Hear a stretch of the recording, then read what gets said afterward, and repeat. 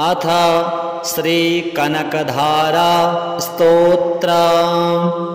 अङ्गं हरेः पुलकभूषणमाश्रयन्ति भृङ्गाङ्गनेव मुकुलाभरणं तमालम्। अङ्गीकृताखिलविभूतिर्पाङ्गलीला माङ्गल्यदास्तु मम मङ्गलदेवतायाः। मुग्धा मुहुर्विदधति वदने मुरारेः प्रेमत्रपा प्रणिहितानि गतागतानि। मालादृशोर्मधुकरीव महोत्पलेया सा मे श्रियं दिशतु सागरसम्भवायाः। विश्वामरेन्द्रपदवीभ्रमदानदक्ष मानन्दहेतुरधिकं मुरविद्विषोऽपि। ईशन्निषीदतु मयि क्षणमीक्षणार्धौ मिन्दीवरोदरसहोदरमिन्दिरायाः। आमीलिताक्षमधिगम्य मुदा मुकुन्द मानन्दकन्दमनिमेषमनङ्गतन्त्रम्। आकेकरस्थितकनीनिकपक्ष्मनेत्रं भूत्यै भवेन्मम भुजङ्गशयाङ्गनायाः। बाह्वन्तरे मधुजितः श्रितकौस्तुभेया हारावलीव हरिनीलमयी विभाति। कामप्रदा भगवतोऽपि कटाक्षमाला कल्याणमावहतु मे कमलालयायाः। कालाम्बुदालिललितो रसिकैटभारेर्धाराधरे स्फुरति या तडिदङ्गनेव। मातुः समस्तजगतां महनीयमूर्तिर्भद्राणि मे दिशतु भार्गवनन्दनायाः। प्राप्तं पदं प्रथमतः किल यत्प्रभावान् माङ्गल्यभाजि मधुमाथिनि मन्मथेन। मय्यापतेत्तदिह मन्थरमीक्षणार्धं मन्दालसं च मकरालय कन्यकायाः। दद्याद्दयानुपवनो द्रविणाम्बुधारा मस्मिन्न किञ्चन विहङ्गशिशौ विषण्णे। दुष्कर्मघर्ममपनीय चिराय दूरं नारायणप्रणयिनी नयनाम्बुवाः। इष्टाविशिष्टमतयोऽपि यया दयार्द्र दृष्ट्या त्रिविष्टपपदं सुलभं लभन्ते। दृष्टिः प्रहृष्टकमलोदरदीप्तिरिष्टां पुष्टिं कृषिष्ट मम पुष्करविष्टरायाः। गीर्देवतीति गरुडध्वजसुन्दरीति शाकम्भरीति शशिशेखरवल्लभेति। सृष्टिस्थितिप्रलयकेलिषु संस्थितायै तस्यै नमस्त्रिभुवनैकगुरुस्तरुण्यै। श्रुत्यै नमोऽस्तु शुभकर्मफलप्रसूत्यै रत्यै नमोऽस्तु रमणीयगुणार्णवायै। शक्त्यै नमोऽस्तु शतपत्रनिकेतनायै पुष्ट्यै नमोऽस्तु पुरुषोत्तमवल्लभायै। नमोऽस्तु नालीकनिभाननायै नमोऽस्तु दुग्धोदधिजन्मभूत्यै। नमोऽस्तु सोमामृतसोदरायै नमोऽस्तु नारायणवल्लभायै। सम्पत्कराणि सकलेन्द्रियनन्दनानि साम्राज्यदानविभवानि सरोरुहाक्षि। त्वद्वन्दनानि दुरिताहरणोद्यतानि मामेव मातरनिशं कलयन्तु मान्ये। यत्कटाक्षसमुपासनाविधिः सेवकस्य सकलार्थसम्पदः सन्तनोति वचनाङ्गमानसैस्त्वां मुरारिहृदयेश्वरीं भजे। सरसिजनिलये सरोजहस्ते धवलतमांशुकगन्धमाल्यशोभे। भगवति हरिवल्लभे मनोज्ञे त्रिभुवनभूतिकरे प्रसीद मह्यं। दिग्धस्तिभिः कनककुम्भमुखावसृष्ट स्वरवाहिनी विमलचारुजलप्लुताङ्गीं। प्रातर्नमामि जगतां जननीमशेष लोकाधिनाथ गृहिणीममृताब्धिपुत्रीं। कमले कमलाक्षवल्लभे त्वं करुणापूरतरङ्गितैरपाङ्गैः अवलोकय मां किञ्चनानां प्रथमं पात्रं कृतिमिं दयायाः स्तुवन्ति ये स्तुतिभिर्मोभिरन्वहं त्रयीमयीं त्रिभुवनमातरं रमां गुणाधिका गुरतरभाग्यभागिनो भवन्ति ते भुवि बुधभाविताशयाः अङ्गं हरेः पुलकभूषणमाश्रयन्ति भृङ्गाङ्गनेव मुकुलाभरणं तमालम् अङ्गीकृताखिलविभूतिर्पाङ्गलीला माङ्गल्यदास्तु मम मङ्गलदेवतायाः मुग्धा मुहुर्विदधति वदने मुरारेः प्रेमत्रपा प्रणिहितानि गतागतानि मालादृशोर्मधुकरीव महोत्पलेया सा मे श्रियं दिशतु सागरसम्भवायाः विश्वामरेन्द्रपदवीभ्रमदानदक्ष मानन्दहेतुरधिकं मुरविद्विषोऽपि ईशन्निषीदतु मयि क्षणमीक्षणार्धौ मिन्दीवरोदरसहोदरमिन्दिरायाः आमीलिताक्षमधिगम्य मुदा मुकुन्द मानन्दकन्दमनिमेषमनङ्गतन्त्रम् आकेकरस्थितकनीनिकपक्ष्मनेत्रं भूत्यै भवेन्मम भुजङ्गशयाङ्गनायाः बाह्वन्तरे मधुजितः श्रितकौस्तुभेया हारावलीव हरिनीलमयी विभाति कामप्रदा भगवतोऽपि कटाक्षमाला कल्याणमावहतु मे कमलालयायाः कालाम्बुदालिललितो रसिकैटभारेर्धाराधरे स्फुरति या तडिदङ्गनेव मातुः समस्तजगतां महनीयमूर्तिर्भद्राणि मे दिशतु भार्गवनन्दनायाः प्राप्तं पदं प्रथमतः किल यत्प्रभावान् माङ्गल्यभाजि मधुमाथिनि मन्मथेन मय्यापतेत्तदिह मन्थरमीक्षणार्धं मन्दालसं च मकरालय कन्यकायाः दद्याद्दयानुपवनो द्रविणाम्बुधारा मस्मिन्न किञ्चन विहङ्गशिशौ विषण्णे दुष्कर्म घर्ममपनीय चिराय दूरं नारायणप्रणयिनी नयनाम्बुवाः इष्टाविशिष्टमतयोऽपि यया दयार्द्र दृष्ट्या त्रिविष्टपपदं सुलभं लभन्ते दृष्टिः प्रहृष्टकमलोद्धरदीप्तिरिष्टां पुष्टिं कृषिष्ट मम पुष्करविष्टरायाः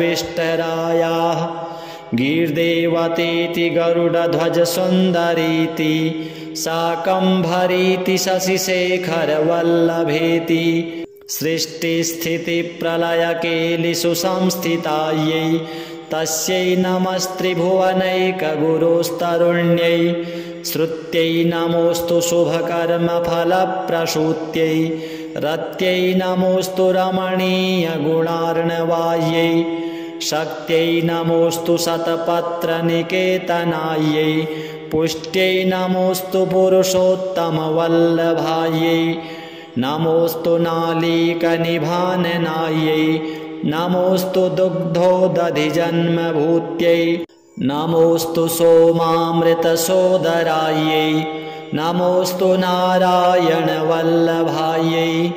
सम्पत्कराणि सकलेन्द्रियनन्दनानि साम्राज्यदानविभवानि सरोरुहाक्षि त्वद्वन्दनानि दुरिताहरणोद्यतानि मामेव मातरनिशं कलयन्तु मान्ये यत्कटाक्षसमुपासनाविधिः सेवकस्य सकलार्थसम्पदः सन्तनोति वचनाङ्गमानसस्त्वां मुरारिहृदयेश्वरीं भजे सरसिजनिलये सरोजहस्ते धवलतमांशुकगन्धमाल्यशोभे भगवति हरिवल्लभे मनोज्ञे त्रिभुवनभूतिकरि प्रसीद मह्यं दिग्धस्तिभिः कनककुम्भमुखावसृष्ट स्वरवाहिनी विमलचारुजलप्लुताङ्गीं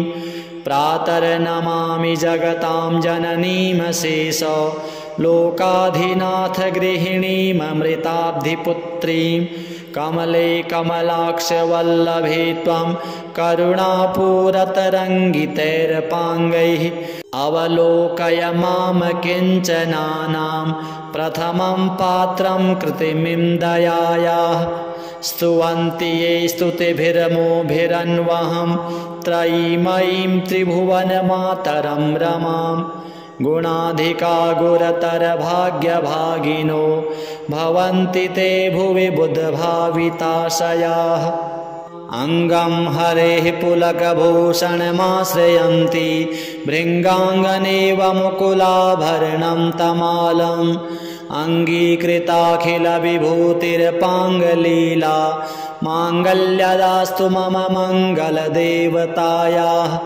मुग्धा मुहुर्विदधति वदने मुरारेः प्रेमत्रपाप्रणिहितानि गतागतानि मालादृशोर्मधुकरीव महोत्पलेया सा मे श्रियं दिशतु सागरसम्भवायाः विश्वामरेन्द्रपदवीभ्रमदानदक्ष मानन्दहेतुरधिकं मुरविद्विषोऽपि ईशन्निषीदतु मयि क्षणमीक्षणार्धौ मिन्दीवरोदरसहोदरमिन्दिरायाः आमीलिताक्षमधिगम्य मुदा मुकुन्द मानन्दकन्दमनिमेषमनङ्गतन्त्रम् आकेकरस्थितकनीनिकपक्ष्मनेत्रं भूत्यै भवेन्मम भुजङ्गशयाङ्गनायाः बाह्वन्तरे मधुजितः श्रितकौस्तुभेया हारावलीव हरिनीलमयी विभाति कामप्रदा भगवतोऽपि कटाक्षमाला कल्याणमावहतु मे कमलालयायाः कालाम्बुदालिललितो रसिकैटभारेर्धाराधरे स्फुरति या तडिदङ्गनेव मातुः समस्तजगतां महनीयमूर्तिर्भद्राणि मे दिशतु भार्गवनन्दनायाः प्राप्तं पदं प्रथमतः किल यत्प्रभावान् माङ्गल्यभाजि मधुमाथिनि मन्मथेन मय्यापतेत्तदिह मन्थरमीक्षणार्धं मन्दालसं च मकरालय कन्यकायाः दद्याद्दयानुपवनो द्रविणाम्बुधारा मस्मिन्न किञ्चन विहङ्गशिशौ विषण्णे दुष्कर्म घर्ममपनीय चिराय दूरं नारायण प्रणयिनी नयनाम्बुवाह इष्टाविशिष्टमतयोऽपि यया दयार्द्र दृष्ट्या त्रिविष्टपपदं सुलभं लभन्ते दृष्टिः प्रहृष्टकमलोद्धरदीप्तिरिष्टां पुष्टिं कृषिष्ट मम पुष्करविष्टरायाः गीर्देवतीति गरुडध्वजसुन्दरीति शाकम्भरीति शशिशेखरवल्लभेति सृष्टिस्थितिप्रलयकेलिषु संस्थितायै तस्यै नमस्त्रिभुवनैकगुरोस्तरुण्यै श्रुत्यै नमोऽस्तु शुभकर्मफलप्रसूत्यै रत्यै नमोऽस्तु रमणीयगुणार्णवायै शक्त्यै नमोऽस्तु शतपत्रनिकेतनायै पुष्ट्यै नमोऽस्तु पुरुषोत्तमवल्लभायै नमोऽस्तु नालीकनिभाननायै नमोऽस्तु दुग्धोदधिजन्मभूत्यै नमोऽस्तु सोमामृतसोदरायै नमोऽस्तु नारायणवल्लभायै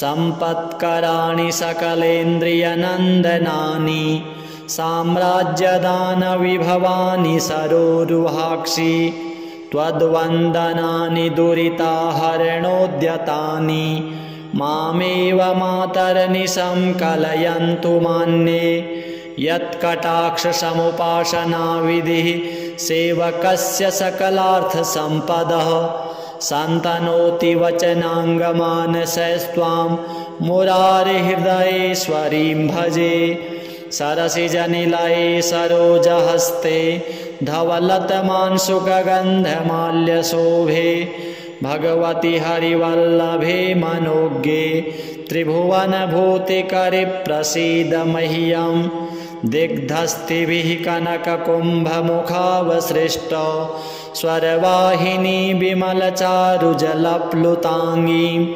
प्रातर्नमामि जगतां जननीमशेष लोकाधिनाथ गृहिणीममृताब्धिपुत्रीं कमले कमलाक्षवल्लभे त्वं करुणापूरतरङ्गितैरपाङ्गैः अवलोकय मां किञ्चनानां प्रथमं पात्रं कृतिमिं दयायाः स्तुवन्ति ये स्तुतिभिर्मोभिरन्वहं त्रयीमयीं त्रिभुवनमातरं रमां गुणाधिका गुरतर भाग्यभागिनो भवन्ति ते भुवि बुधभाविताशयाः अङ्गं हरेः पुलकभूषणमाश्रयन्ति भृङ्गाङ्गनेव मुकुलाभरणं तमालम् अङ्गीकृताखिलविभूतिर्पाङ्गलीला माङ्गल्यदास्तु मम मङ्गलदेवतायाः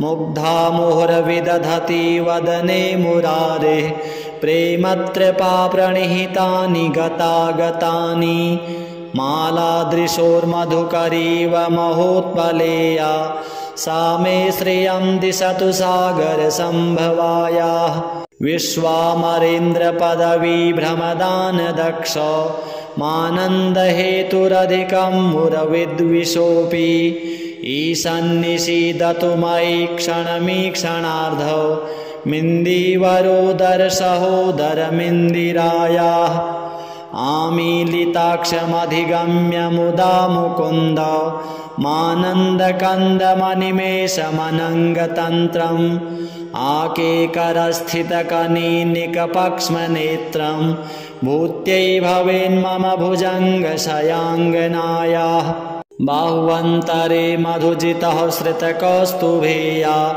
हारावलीव हरिनीलमयी विभाति कामप्रदा भगवतोऽपि कटाक्षमाला कल्याणमावहतु मे कमलालयायाः कालाम्बुदालिललितो रसिकैटभारेर्धाराधरे स्फुरति या तडिदङ्गनेव मातुः समस्तजगतां महनीयमूर्तिर्भद्राणि मे दिशतु भार्गवनन्दनायाः प्राप्तं पदं प्रथमतः किल यत्प्रभावान् माङ्गल्यभाजि मधुमाथिनि मन्मथेन मय्यापतेत्तदिह मन्थरमीक्षणार्धं मन्दालसं च मकरालय कन्यकायाः दद्याद्दयानुपवनो द्रविणाम्बुधारा मस्मिन्न किञ्चन विहङ्गशिशौ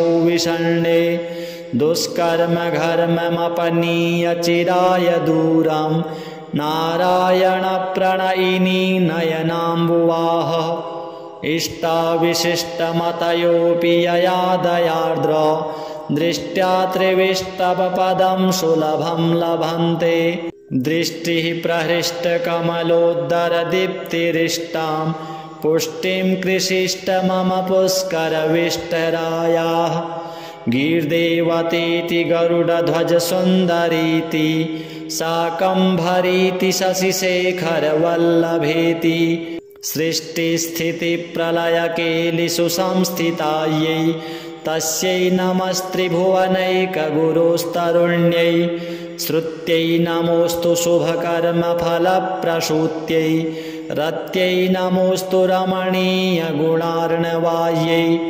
शक्त्यै नमोऽस्तु शतपत्रनिकेतनायै पुष्ट्यै नमोऽस्तु पुरुषोत्तमवल्लभायै नमोऽस्तु नालीकनिभाननायै नमोऽस्तु दुग्धोदधिजन्मभूत्यै नमोऽस्तु सोमामृतसोदरायै नमोऽस्तु नारायणवल्लभायै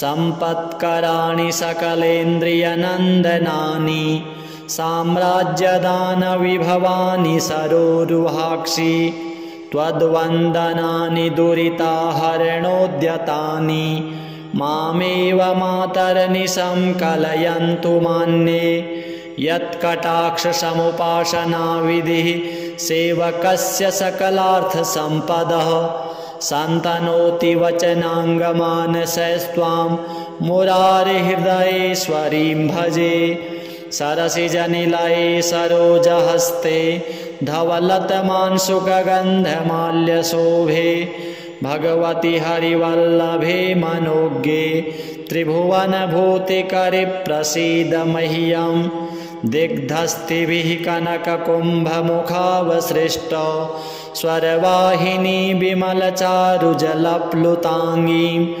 प्रातर्नमामि जगतां जननीमशेष लोकाधिनाथ गृहिणीममृताब्धिपुत्रीं कमले कमलाक्षवल्लभे त्वं करुणापूरतरङ्गितैरपाङ्गैः अवलोकय मां किञ्चनानां प्रथमं पात्रं कृतिमिं दयायाः स्तुवन्ति ये स्तुतिभिर्मोभिरन्वहं त्रयीमयीं त्रिभुवनमातरं रमां गुणाधिका गुरतरभाग्यभागिनो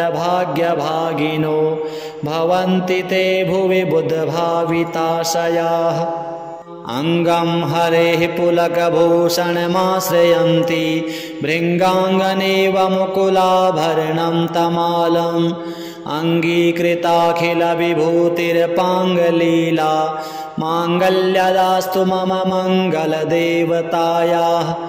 मुग्धा मुहुर्विदधति वदने मुरारेः प्रेमत्रपाप्रणिहितानि गतागतानि मालादृशोर्मधुकरीव महोत्पलेया सा मे श्रियं दिशतु सागरसम्भवायाः विश्वामरेन्द्रपदवीभ्रमदानदक्ष मानन्दहेतुरधिकं मुरविद्विषोऽपि ईशन्निषीदतु मयि क्षणमीक्षणार्धौ मिन्दीवरोदरसहोदरमिन्दिरायाः आमीलिताक्षमधिगम्य मुदा मुकुन्द मानन्दकन्दमनिमेषमनङ्गतन्त्रम् आकेकरस्थितकनीनिकपक्ष्मनेत्रं भूत्यै भवेन्मम भुजङ्गशयाङ्गनायाः बाह्वन्तरे मधुजितः श्रितकौस्तुभेया हारावलीव हरिनीलमयी विभाति कामप्रदा भगवतोऽपि कटाक्षमाला कल्याणमावहतु मे कमलालयायाः कालाम्बुदालिललितो रसिकैटभारेर्धाराधरे स्फुरति या तडिदङ्गनेव मातुः समस्तजगतां महनीयमूर्तिर्भद्राणि मे दिशतु भार्गवनन्दनायाः प्राप्तं पदं प्रथमतः किल यत्प्रभावान् माङ्गल्यभाजि मधुमाथिनि मन्मथेन मय्यापतेत्तदिह मन्थरमीक्षणार्धं मन्दालसं च मकरालय कन्यकायाः दद्याद्दयानुपवनो द्रविणाम्बुधारा मस्मिन्न किञ्चन विहङ्गशिशौ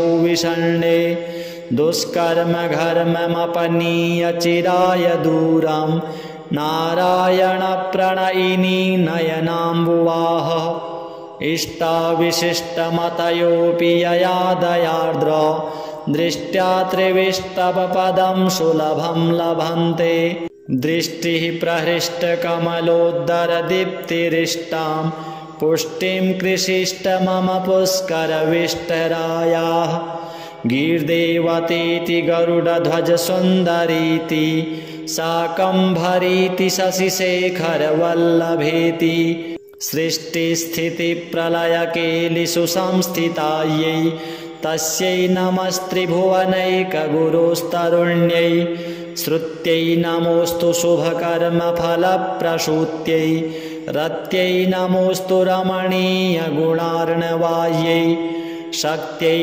नमोऽस्तु शतपत्रनिकेतनायै पुष्ट्यै नमोऽस्तु पुरुषोत्तमवल्लभायै नमोऽस्तु नालीकनिभाननायै नमोऽस्तु दुग्धोदधिजन्मभूत्यै नमोऽस्तु सोमामृतसोदरायै नमोऽस्तु नारायणवल्लभायै सम्पत्कराणि सकलेन्द्रियनन्दनानि साम्राज्यदानविभवानि सरोरुहाक्षि त्वद्वन्दनानि दुरिताहरणोद्यतानि मामेव मातर्निशं कलयन्तु मान्ये यत्कटाक्षसमुपासनाविधिः सेवकस्य सकलार्थसम्पदः सन्तनोति वचनाङ्गमानसस्त्वां मुरारिहृदयेश्वरीं भजे सरसिजनिलये सरोजहस्ते धवलतमांशुकगन्धमाल्यशोभे भगवति हरिवल्लभे मनोज्ञे त्रिभुवनभूतिकरि प्रसीद मह्यं दिग्धस्तिभिः कनककुम्भमुखावसृष्ट स्वरवाहिनी विमलचारुजलप्लुताङ्गीं प्रातर्नमामि जगतां जननीमशेष लोकाधिनाथ गृहिणीममृताब्धिपुत्रीं कमले कमलाक्षवल्लभे त्वं करुणापूरतरङ्गितैरपाङ्गैः अवलोकय मां किञ्चनानां प्रथमं पात्रं कृतिमिं दयायाः स्तुवन्ति ये स्तुतिभिर्मोभिरन्वहं त्रयीमयीं त्रिभुवनमातरं रमां गुणाधिका गुरतरभाग्यभागिनो भवन्ति ते भुवि बुधभाविताशयाः। जय जय श्री भगवत्पाद शंकर विरचितं कनकधारास्तोत्रं सम्पूर्णं महालक्ष्म्यार्पणमस्तु।